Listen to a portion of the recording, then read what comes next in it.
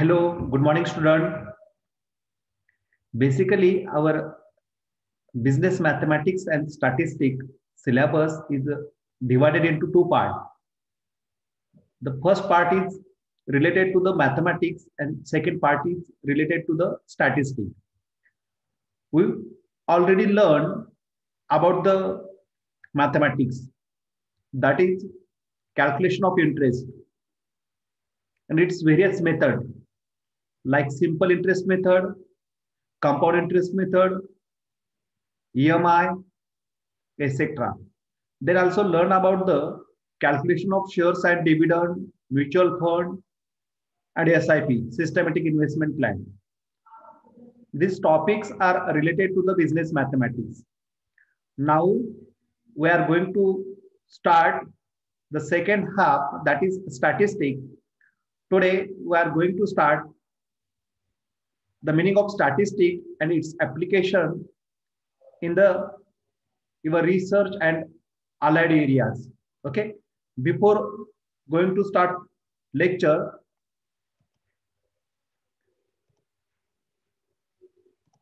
just watch this video. I hope you're doing well, fellow learners. Today, we're going to take a look at how statistics is everywhere in our lives. Sit back and grab hold of your chair. This might be really surprising. Yes, even for you stats students, as you might be.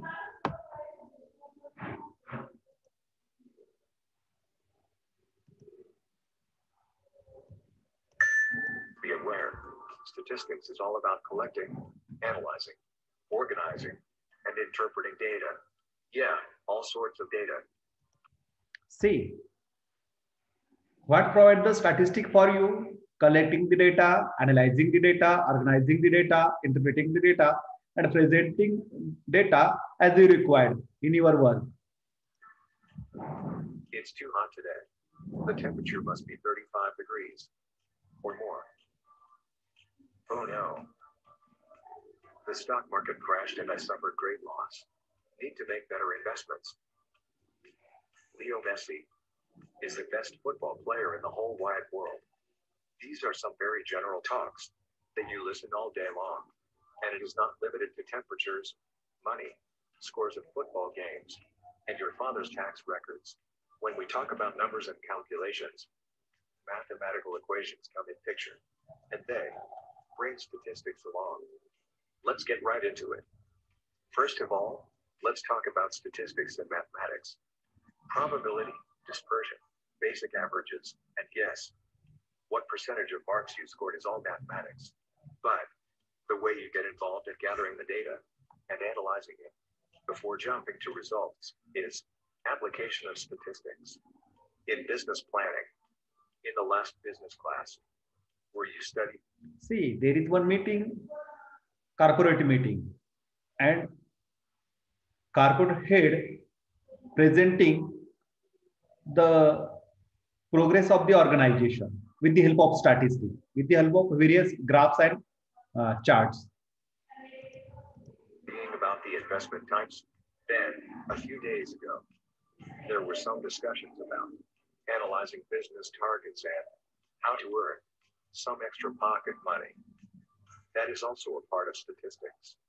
See, you have been talking about statistics without even realizing. In environmental sciences, when you talk about the temperature or the area that is being deforested, there are a few numbers involved, right? Not just this.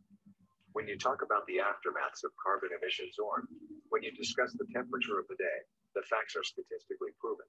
Well, it is all statistics, and it has seeped in as an indispensable part in everyone's life.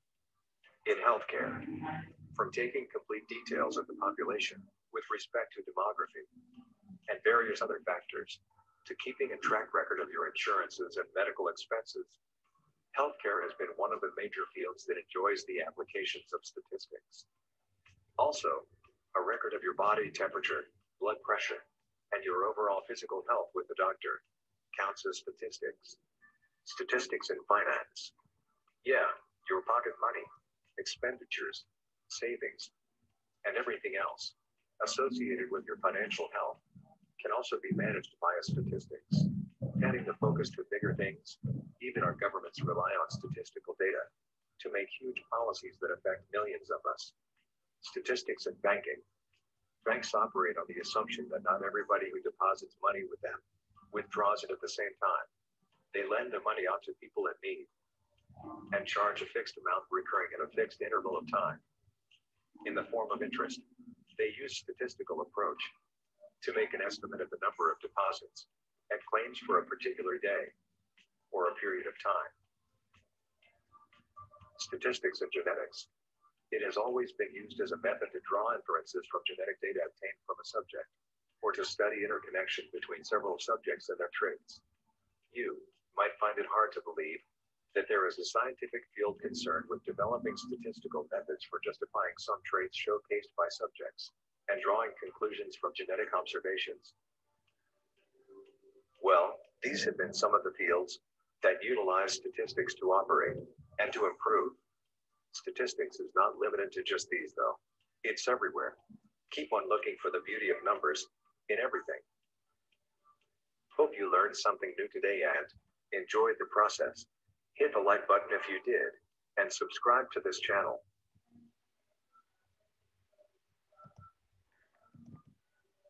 Okay.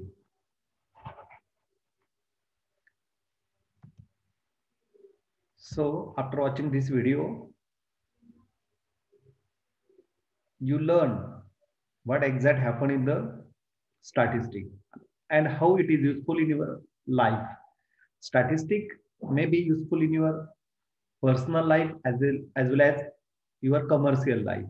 Statistic used in banking, statistic used in business, organizing business, statistic used in medical field, statistic used in engineering field, technology field, computer field.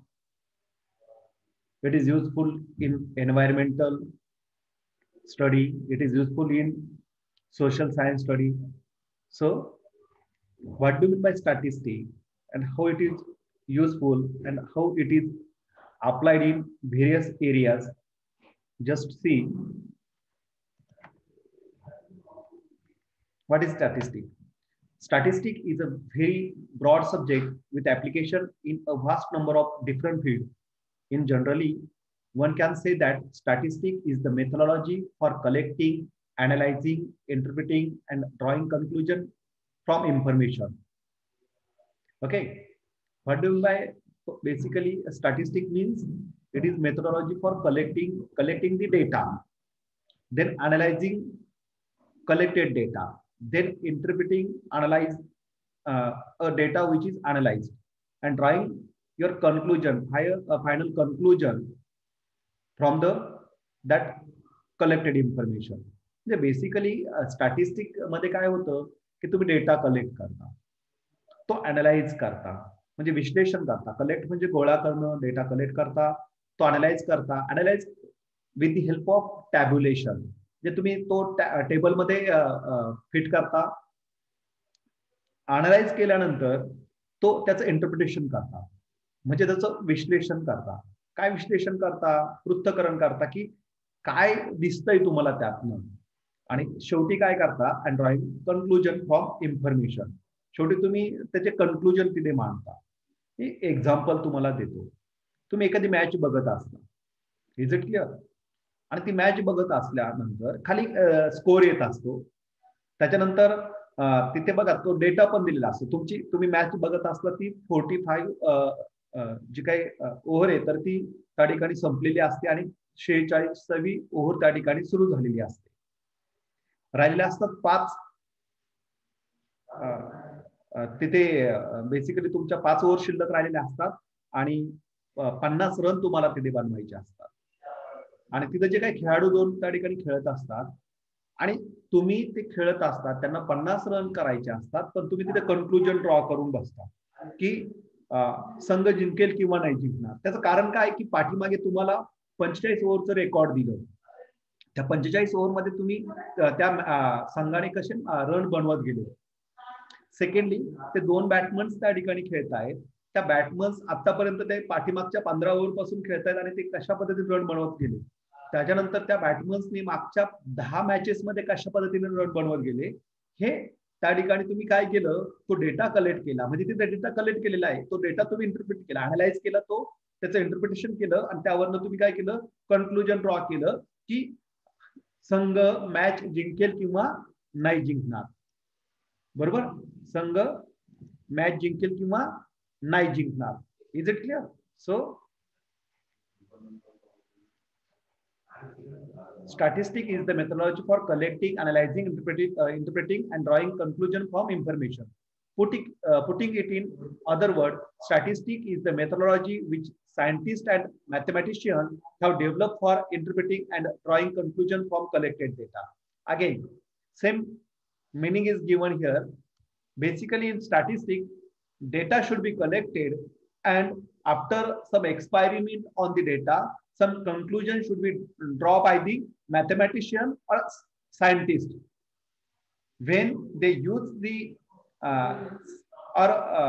done this such type of process, then such person is called the statistician. Okay, everything that deals even remotely with the collection, processing, interpretation and presentation of data. These are the various processes included in the statistic.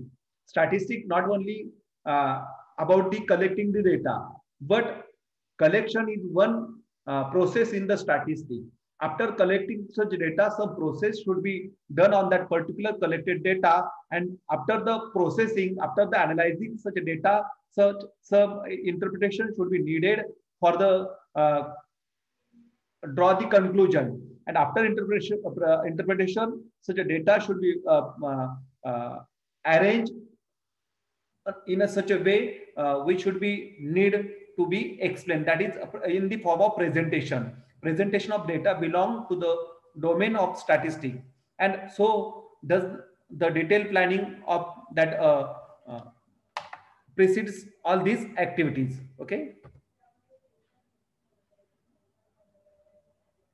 statistics consist of a body of method for collecting and analyzing data. Similar thing is given here. That is the process of collecting, classifying, presenting, analyzing and interpreting. Okay, these are the processes included in the statistic. Collecting the data, classify means arrange it in tabular form, then present such data, then analyze it, and interpreting the numerical facts comparable for some predetermined purpose are collectively known as statistic. मी तुम्हाला second example देतो. बघा, आता तुम्ही exam देणार आहात, exam दिल्यानंतर तुम्हाला marks मिळतील. मग आता मॅथमॅटिक्स मध्ये किती मॅथमॅटिक्स आणि स्टॅटिस्टिक्स मध्ये तुम्हाला मार्क्स मिळणार, त्याच्यानंतर अकाउंटिंग मध्ये मिळणार, इकॉनॉमिक्स मध्ये मिळणार, मार्केटिंग मध्ये मिळणार, ओएसडी मध्ये मिळणार, इंग्लिश मध्ये मिळणार, किंवा तुमचा ऍडिशनल लँग्वेज असेल त्याच्यामध्ये मिळणार, मराठी, हिंदी, इंग्लिश मध्ये त्या ठिकाणी मिळणार, तुम्हाला तुमचा ऍड ऑन कोर्स आहे त्याच्यामध्ये मिळणार. आणि मग ह्या सर्व विषयांना, ह्या सर्व मुलांना मिळालेले मार्क्स, हा झाला रॉ डेटा. हा काय झाला? Raw data. बरोबर ना? फॉर एक्झाम्पल काय, तुमच्या क्लासमध्ये 310 विद्यार्थी तुमचे टोटल एफ.वाय. बी.कॉमचे, आणि प्रत्येकाला इंडिव्हिज्युअल जो काय आहे ऑब्झर्वेशन, त्याला प्रत्येक विषयांचे मार्क्स आणि त्या प्रत्येक विद्यार्थ्याला मार्क्स अशा आपण एका कागदावर लिहित गेलं तर काही कळणार नाही, ते तो रॉ डेटा झाला. बरोबर.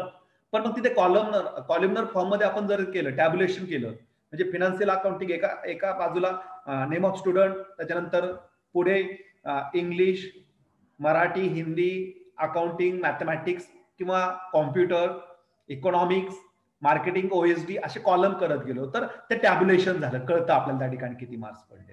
Is it clear? आणि मग ती लिस्ट त्या ठिकाणी तयार होते.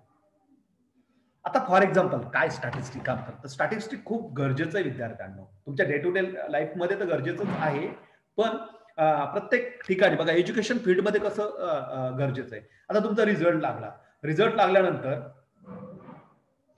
प्रिन्सिपल सर विचारतात तुमच्या डिपार्टमेंटचा रिझल्ट किती लागला, म्हणजे एचओडींना, आणि मग एचओडी त्या ठिकाणी रिझल्ट देतात. मग रिझल्ट देत असताना तिथे असं करायचं की प्राचार्यांसमोर ह्या विद्यार्थ्याला एवढे पडले, ह्या विषयात एवढे पडले, असं जर सांगत गेलं तर सर म्हणतील एवढा वेळ नाही मला, त्यांचं ऍडमिनिस्ट्रेशनचं काम त्या ठिकाणी चालू असेल आणि त्यांना एवढा वेळ नाही हे सर्व याद्या बघायला. त्यांना काय अपेक्षित आहे, म्हणजे एचओडी सांगतील की सर आमचा रिझल्ट 85% लागला, म्हणजे बघा एक सिंगल व्हॅल्यू त्या ठिकाणी सांगितली. कशी सांगितली रे ही सिंगल व्हॅल्यू? अशा अंदाजे सांगितली की नाही. तर त्याचं मीन कॅल्क्युलेट केलं, ऍव्हरेज कॅल्क्युलेट केलं. काय कॅल्क्युलेट केलं? ऍव्हरेज कॅल्क्युलेट केलं. Is it clear? आणि average is the important and powerful tools of statistic. स्टॅटिस्टिकचा जो पॉवरफुल टूल आहे, 85% रिझल्ट लागला हे सांगितलं. पण हे सांगत असताना बघा प्रोसेस कशा झाल्या. सर्व विद्यार्थ्यांच्या याद्या तयार झाल्या, त्यांचे विषय वाईज मार्क्स काढले, त्याच्यापैकी पास किती फेल किती मांडत गेलं, आणि मग त्याचं ऍव्हरेज म्हणजे पर्सेंटेज कॅल्क्युलेट केलं. त्यामध्ये कळालं की 85% मुलं पास झालीत आणि 15% नापास झाली. ओके, 85% रिझल्ट लागला. त्याच्यानंतर सब्जेक्ट वाईज बरोबर ना, मॅथमॅटिक्सचा किती लागला, अकाउंटिंगचा किती लागला, इकॉनॉमिक्सचा किती लागला, हे पर्सेंटेज वाईज त्या ठिकाणी कॅल्क्युलेट केलं जाईल. म्हणजे तो डेटा कलेक्ट केला, त्याचं क्लासिफिकेशन केलं, त्याचं प्रेझेंटेशन केलं, त्याचं अनालिसिस केलं आणि त्याच्यावर इंटरप्रिटेशन केलं. इंटरप्रिटेशन करायचं अजून का, इंटरप्रिटेशन प्रिन्सिपल सर करतील. मग काय झालं पुढे, मग प्रत्येक सब्जेक्ट वाईज रिझल्ट त्यांच्या पुढे ठेवला बरोबर ना. मग त्या ठिकाणी तिथे तुमचा अकाउंटिंगचा रिझल्ट लागला 90%. ओके, मॅथमॅटिक्सचा रिझल्ट लागला 50%. आता ओके नाहीये, म्हणजे सरांनी इंटरप्रिटेशन केलं. जे अकाउंटचे सर शिकवतात ना, तर त्यांनी चांगलं शिकवलं, त्यांचा सब्जेक्टचा रिझल्ट 80% लागला. आणि मॅथमॅटिक्सचे सरांनी जो सब्जेक्ट शिकवला ना, त्याचा 50% रिझल्ट लागला. सरांनी इंटरप्रिटेशन करता आलं. काय करा, जे अकाउंटचे सर आहेत ना, FY/BCOMच्या विद्यार्थ्यांना अकाउंट जो विषय शिकवतात ना, त्या सरांना त्यांचा सत्कार करा बरोबर. त्यांना बुके द्या, त्यांना एखादी कॅडबरी द्या, चांगलं शिकवलं, 80% रिझल्ट लागला. आणि मॅथमॅटिक्सचा रिझल्ट किती लागला, 50% लागला. यांचाही सत्कार करा. कशाने सत्कार करा, यांना शिक्षा करा. Is it clear? बघा हे कशाचं काय, प्रिन्सिपल सर असा डिसिजन घेतात, कशाच्या सायने घेतात, स्टॅटिस्टिक इज दिअर. स्टॅटिस्टिक आहे. एखादा खेळाडू खेळतोय बरोबर ना, एखादा खेळाडू खेळतोय, तर तो खेळाडू सपोज त्या ठिकाणी तिथे कोहली खेळतोय. कोहली खेळत असताना तुम्हाला असं वाटतं की नाही जिंकेल, कारण कोहली त्या ठिकाणी मॅच विनर आहे, तो चांगलं रन करेल. Is it clear? काय हे चांगलं रन करेल म्हणजे काय, त्याचं पाठीमागचं तुम्ही स्टॅटिस्टिक बघितलेलं आहे, त्याने कसे रन करत गेला. Is it clear? म्हणजे सचिन तेंडुलकरला त्या क्रिकेट मधला एक वेगळा आयाम मानलं जातं. का रे, त्याने केलेले रेकॉर्ड्स स्टॅटिस्टिक मांडत गेलेले तुम्ही, त्याने इतके रन केले. स्टॅटिस्टिकनेच त्याला एक टर्मिनॉलॉजी दिली, नर्वस 90, की सचिन तेंडुलकर 91, 90च्या पुढे आणि 100च्या आतमध्ये खूप वेळेस आउट झाला. स्टॅटिस्टिक किती मॅचेस मध्ये झाला, तो डेटा कलेक्ट केलाय तिथे, स्टॅटिस्टिक आहे. काय त्या ठिकाणी स्टॅटिस्टिक आहे. Is it clear? किंवा मग त्या ठिकाणी ब्लड सॅम्पल घेतो आपण, त्याच्यातनं काय रिझल्ट येतात, स्टॅटिस्टिक आहे त्या ठिकाणी. किंवा त्या ठिकाणी आपण आणखीन असं म्हणतो की पाऊस, जर काही पाऊस पडलेला आहे तर त्यावरनं उन्हाळा कसा जाईल हे आपण प्रेडिक्ट करतो. आता यावर्षी खूप चांगला पाऊस पडला, कोणी म्हणाल की उन्हाळ्यात हाल होतील आपले पाण्यासाठी, तर अजिबात नाही. स्टॅटिस्टिक आहे. काय स्टॅटिस्टिक आहे की एवढा मिलीमीटर पाऊस पडलेला आहे आणि इतकं पाणी आहे, धरणात एवढं पाणी आहे, इतकं टीएमसी पाणी आहे, स्टॅटिस्टिक आहे. किती पाणी सोडलं पाहिजे, स्टॅटिस्टिक आहे. Is it clear? किंवा मग आता जे काही आता बघा, तुम्ही बरेचसे जण शेतकरी फॅमिलीमधनं बिलॉंग करता, कांद्याचं तुम्ही प्रिडिक्शन करायला लागला, स्टॅटिस्टिक आहे. किती हेक्टर जमीन कांद्याच्या पिकाखाली आली, खूप लोक कांदे लावतायत, तर तुम्ही असं प्रिडिक्शन करता की कांद्याला भाव नाही राहणार. स्टॅटिस्टिक आहे. काय स्टॅटिस्टिक आहे. Is it clear? So statistic useful in everywhere. तो क्षणाक्षणात आणि नसानसात भिनलेलं आहे स्टॅटिस्टिक. तुम्हाला प्रत्येक ठिकाणी ते वापरावं लागतं, प्रत्येक ठिकाणी तुम्हाला वापरावं लागतं. साधं सरळ आहे, साधं सरळ आहे. तुमची एखादी टेस्ट झाल्यानंतर त्या टेस्टवरनं तुम्हाला फायनल एक्झामला किती मार्क्स पडतील हे तुम्ही त्या ठिकाणी प्रिडिक्शन करता. किंवा साधं सरळ आहे, पेपर झाल्यानंतर तुम्ही त्या मार्कांच्या खाली तुमचे मार्क्स मानत जातात, स्टॅटिस्टिक आहे, आणि तुम्ही मानतात तुम्हाला किती पर्सेंटेज पडू शकतात त्या वर्षी. Is it clear? So this is the statistic. म्हणजे ते स्टॅटिस्टिक आहे. तुम्ही ऍक्च्युअल फिगरवरनं कॅल्क्युलेट करता किंवा प्रिडिक्शन त्या ठिकाणी करत असतात, स्टॅटिस्टिक मध्ये ते यूज करत असतात. It should be clear that statistic is much more than just tabulation of number and graphical presentation of these tabulated number. Statistic is not only deals with the collecting the data, tabulate it, and graphical presentation. But statistic is the science of gaining information from numerical and categorical data. This is very important. ते फक्त गोळा करून ते तिथे presentation नाही केलं जात. Statistic is one type of science. तिथे सायन्सचा यूज केला जातो आणि सायंटिफिकली जो डेटा कलेक्ट केला जातो, data which is collected under the statistic, such data use collected with the help of scientific methods. Scientific method is used in the statistic for getting the information, okay, from numerical and categorical data. जो काही numbers असतील, numbers पासून तर data collect केला जातो आणि ज्याचं category पडू शकतात. Is it clear? स्टॅटिस्टिक आहे तेवढे ऍडमिशन झालेत आणि मग त्याचं कॅटेगरिकल केलं. काय कॅटेगरिकल केलं? मेल किती, फिमेल किती. Is it clear? स्टॅटिस्टिक म्हणजे सायन्स तिथं युजफुल यूज केलं त्या ठिकाणी, बरोबर ना. डेटा किंवा गेनफुल इन्फॉर्मेशन कलेक्ट करण्यासाठी त्या ठिकाणी काय केलं? सायंटिफिकली यूज केलं की तिथं डिवाइड केले. How many numbers of girls admitted in the FYBCom and how many boys admitted in the FYBCom. Is it clear? आणि मग तिथे 45% boys, 55% girls. Scientifically conclusion draw त्या ठिकाणी केलं, तर तिथे कॅटेगरिकल डेटा असणं गरजेचं आहे. Is it clear? तर तो पार्ट त्या ठिकाणी महत्वाचा आहे.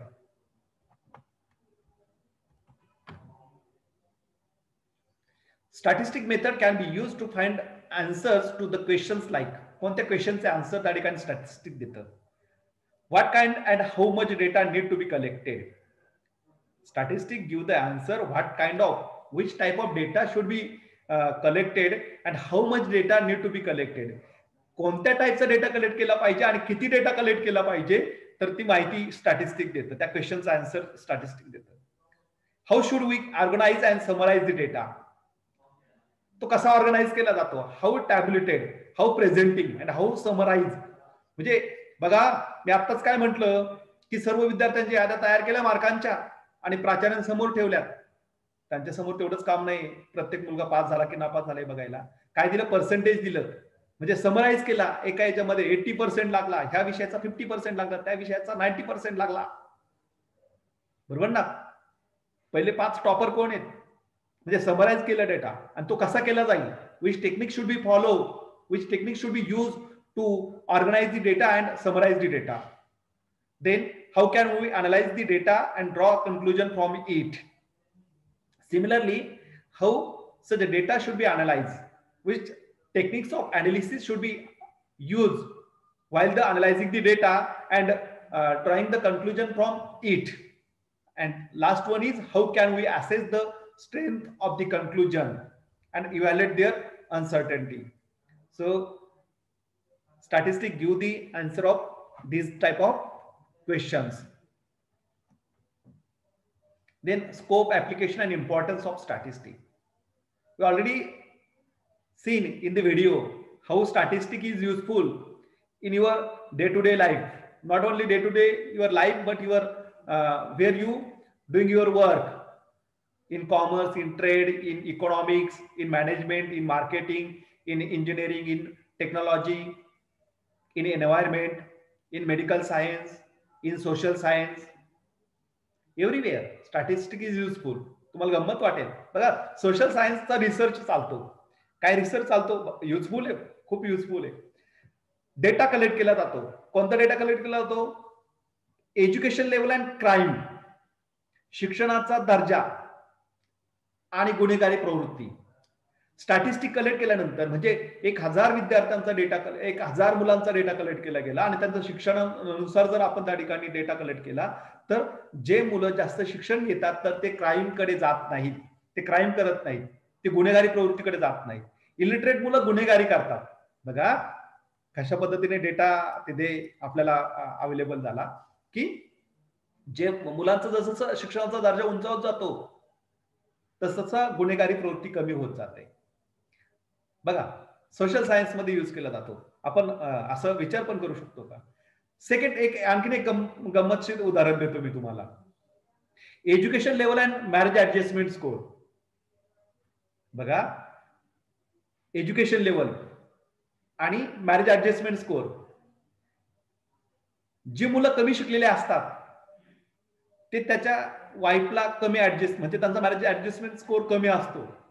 त्या घरात त्यांच्या पत्नीला ते ऍडजस्ट करून घेत नाही. बरोबर ना, कलह तिथे असतात. आणि जसं जसं एज्युकेशन लेवल त्या ठिकाणी वाढत जाते मुलांची, जसं जसं मुलं जास्त शिक्षित बनत जातात तसं तसं ते ऍडजस्टमेंट स्कोर कमी होत जातो. आपण म्हणतो ना, तो मुलगा शिकलेला आहे ना, तो जास्त बायकांचं ऐकतात, ते घरात कामं करतात, ते बरोबर ना, स्वयंपाकात मदत करतात. कोण? शिकलेली मुलं. अशिक्षित मुलं कधीच करत नाही बायकांना मदत. शिकलेली मुलं ही मदत करतात. म्हणजे मुलांचा एज्युकेशन लेवल हे स्टॅटिस्टिक आहे, हे रिसर्च आहे. म्हणजे काय, एज्युकेशन लेवल वाढत गेली की मुलांचा ऍडजस्टमेंट कोर वाढत जातो. मुलींचं त्याच्या उलट आहे.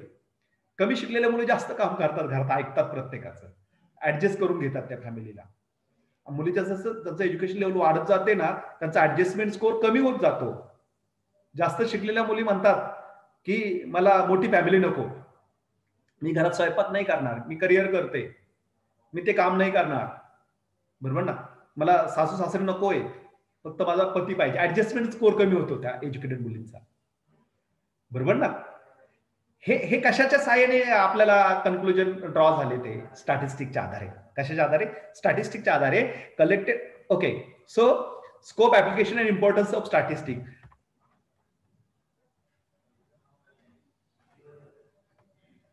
In recent year, the scope of statistics has widened considerably to bring to its fold social and economic phenomena.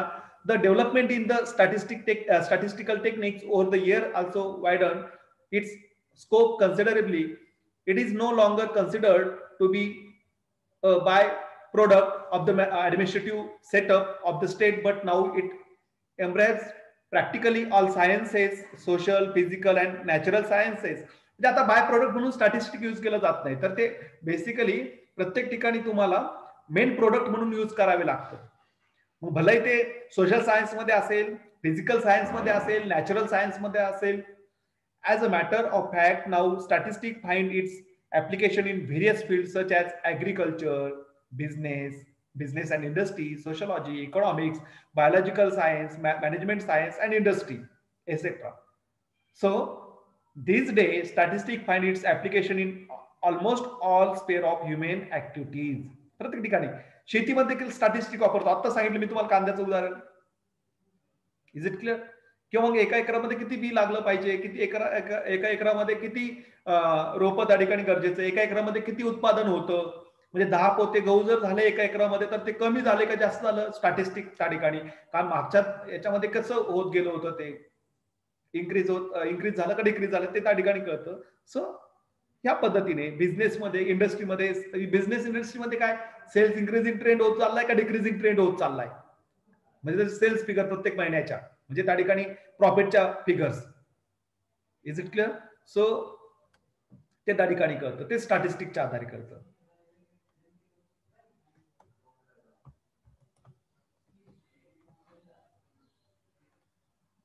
मग statistic in business and management.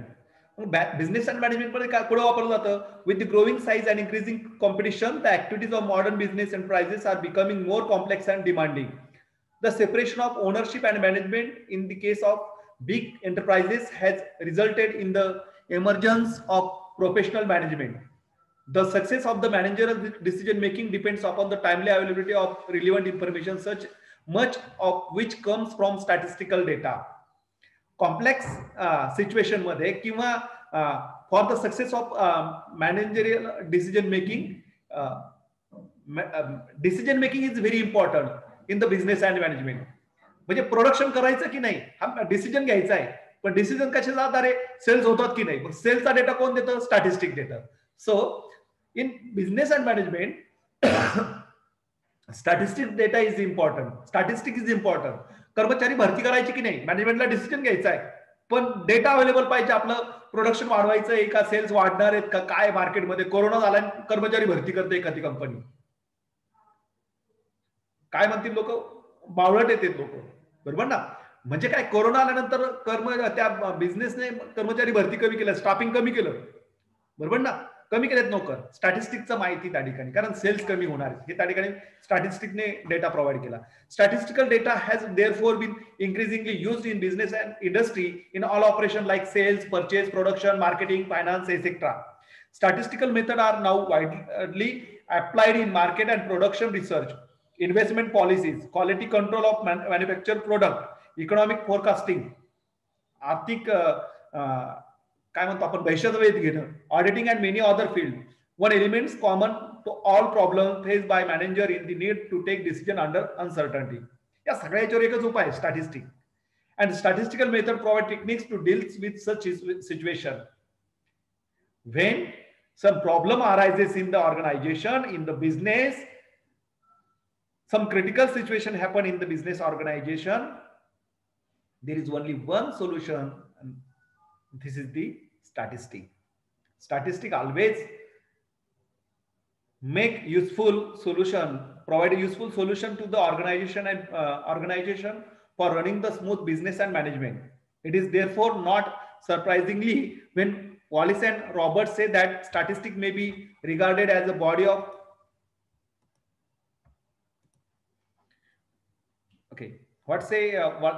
Wallace and Roberts say that statistics may be regarded as a body of method for making wise decision in the face of uncertainty. जिथे अनिश्चितता असते तिथे मात्र त्या ठिकाणी wise decision making साठी कोण help करतं, तर स्टॅटिस्टिक हेल्प करतं. Then second field, statistic in economics. As we use statistic in business and management, similarly statistic also useful in economics.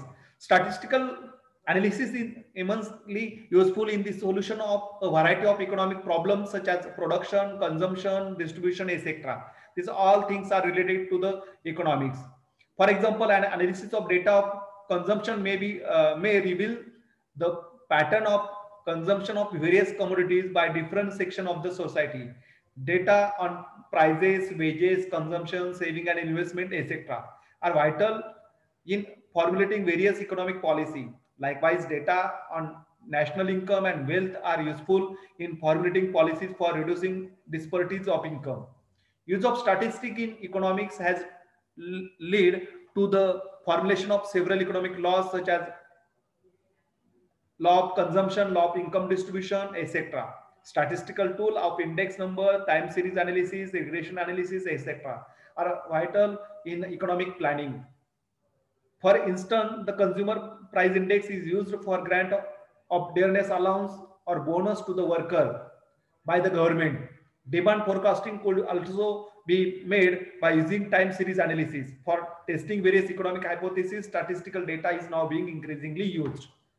Okay, this is the importance of statistics in economics. Consumption function असेल, production function असेल, demand असेल, supply असेल, economics मध्ये तुम्ही जे tools use करता तिथे तुमचं इकॉनॉमिक्स आहे. तुम्ही लॉ ऑफ डिमांड बघा, तिथे दोन कॉलम आहेत. प्राइस बघा, law of demand, price and demand. जशी किंमत वाढत जाते डिमांड काय होत जाते, कमी होत. स्टॅटिस्टिक्सचा तो टेबल आहे, तुम्ही जे शिकलात ना 12th मध्ये. किंमत वाढत गेली की मागणी कमी होत जाते आणि किंमत कमी कमी होत गेली की मागणी वाढत जाते. तुम्ही लॉ ऑफ डिमांड बघितला ना मार्शलचा. काय आहे लॉ ऑफ डिमांड? इतर परिस्थिती कायम असताना वस्तूची किंमत कमी होत गेली असता मागणीचा विस्तार होतो व वस्तूची किंमत वाढत गेली असता मागणीचा संकोच होतो. Is it clear? आणि मग कुठेतरी बॅलन्स पण होतो. तो काय होतो? बॅलन्स पण होतो. Is it clear? तर ते त्या ठिकाणी तुम्ही कॅल्क्युलेट करतात. काय आहे ते सर्व स्टॅटिस्टिक आहे. काय? स्टॅटिस्टिक आहे. इथे आपण थांबतोय. बाकीचे पॉइंट आपण नेक्स्ट लेक्चरला कव्हर करणार आहोत, कारण आपला मीटिंगचा टाइम इथे संपतोय. ठीक आहे. पुढे आपल्याला स्टॅटिस्टिक इन इंडस्ट्री बघायचं, स्टॅटिस्टिक इन मॉडर्न सायन्स बघायचं, स्टॅटिस्टिक